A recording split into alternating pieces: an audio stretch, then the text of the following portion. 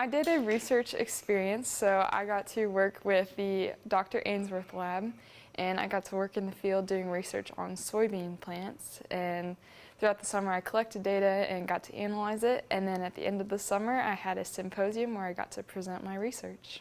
So with the soybeans specifically, we were looking at how they were impacted by elevated carbon dioxide. So we were looking at how future atmospheric conditions are going to affect our plants. On some days I knew that there were certain measurements I needed to take, like soil moisture development, stomatal conductance, and then there was a lot of other days where I got to help with other projects in the lab. So I got to work with postdocs, I got to work with other graduate students and see what their research was about and get to help them out. It was a really great experience. They were all super helpful and super willing to share their knowledge. They really like to explain everything and give advice, help out.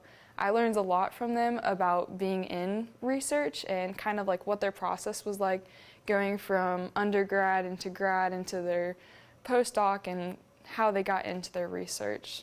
I was a little bit nervous, but I got to meet my mentor before I actually went there, so that gave me a little bit of comfort knowing that I would at least know somebody. But the first day I walked in, I met Mary, who was the lab tech, and she was super nice. She was the first one there.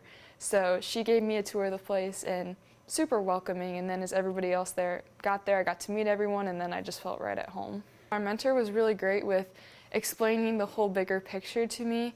And she really made sure that I understood how the research that I was doing was connecting to the bigger project, which is going to be spanning over multiple years.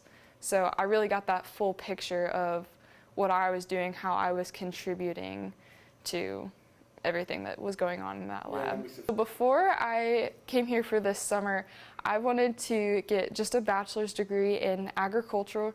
I wanted to do crop sciences or ag business. I wasn't really sure which one. And then after I came here and I learned about graduate school and how the whole process of applying, getting in, working, getting it paid for, that really encouraged me to want to get a master's degree. Maybe a PhD, but definitely a master's degree for sure.